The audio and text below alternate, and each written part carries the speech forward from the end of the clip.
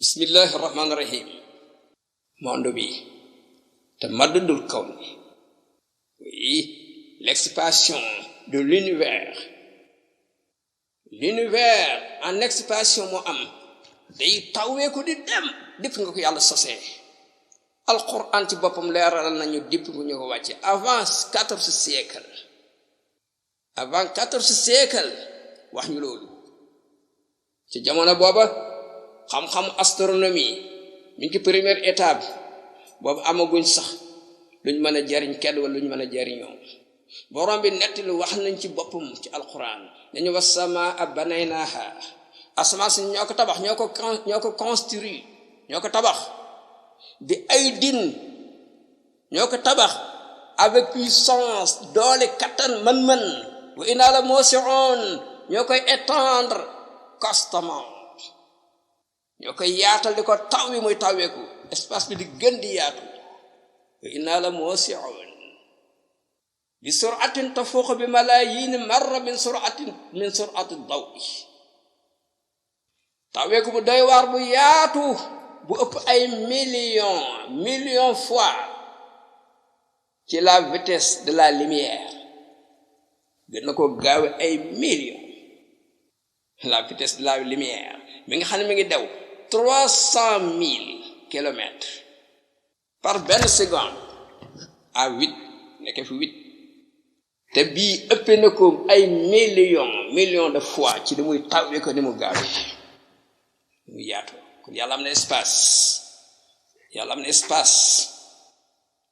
wa kalimatu samaa yi bu ne asamaan kama tazkuru al ay comme ni ko ay bu waxe mazkuratun fi mawaatina iddatin. baatu samaaw alxuraan tudd na ko ay yoon yàlla tudd na ko ci alxuraan ay yoon bi maanal kaw ne léeg-léeg mu tegtale univers bi monde entier, léeg-léeg mu tegtale univers bi ñu tiim nii, mu tegtale dégg nga kaw gi ñu tiim nii l'atmosphère bi léeg-léeg waxu naa martu oxra léeg-léeg mu tegtale kaw lépp wala mu tegtale li tiim suuf si rek. al kalimatu mazkuratun bi hada al maana, tudd nañ ko ci maana bi wa bi kalimatin uxra fa inna al quran al karima kashafa an al kawna yatawassau. alquran leeral ne monde bi day tawwee ko di gën di yaatu waxi nafsu natija moom mooy résultat bi nga xam ne même résultat bi lati xalasa ilayha al ilmu fi ayamina hadihi ci la xam-xamu moderne àgg ba leeral ko ñu gisal ko seen bopp. fa hatta al fajr al qarn al 20e siècle même bi muy door commencé. alors théorie scientifique bi nga xam ne moom kese fi nekkoon dominé yépp ci àddina bi mooy monde bi am na nature bu fixe dafa taxaw mi fi la mos a ne loolu lañ gëm loolu lañ gisoon. walakin al abxaasa gëstu yi wal mulaaxazaat yi di remarquer di seetlu wal xisaabaati boole calcul alati ujriyat amal nañ ko bi waasitatu taqniyat wàllu technique taqniyatul hadisa technique moderne. alors kasafat leeral na ni découvrir na ni anal kawna fil haqiqati lahu bidayatun. monde bi am na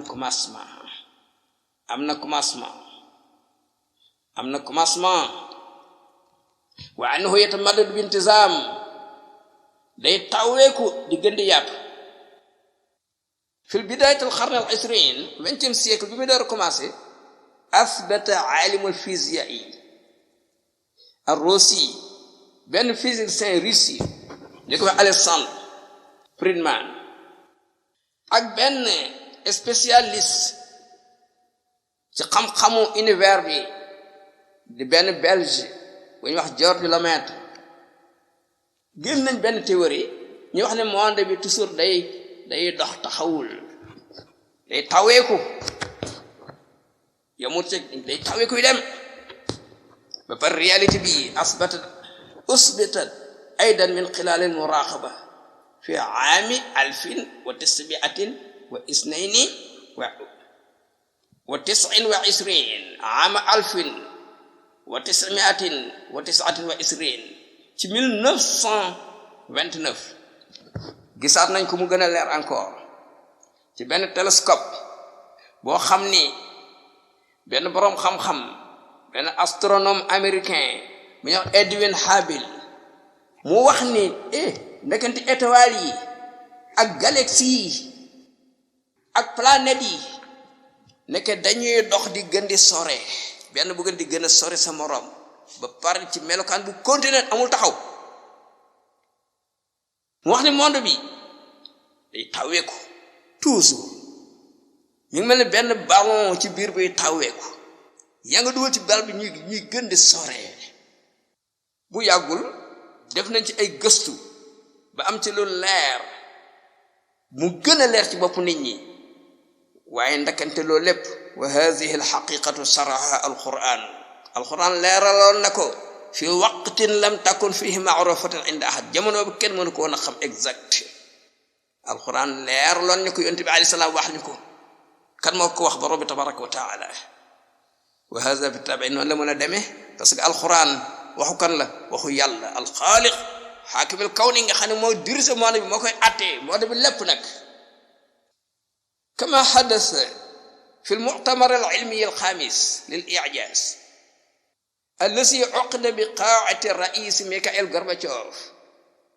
bi Moscou عام 1993 والذي نتج عنه نتائج عظيمة منها إسلام 40 عالما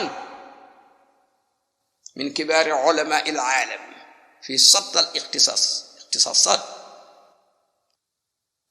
cinquième congrès bu ñu defoon international la woon ñu defoon ko Moscou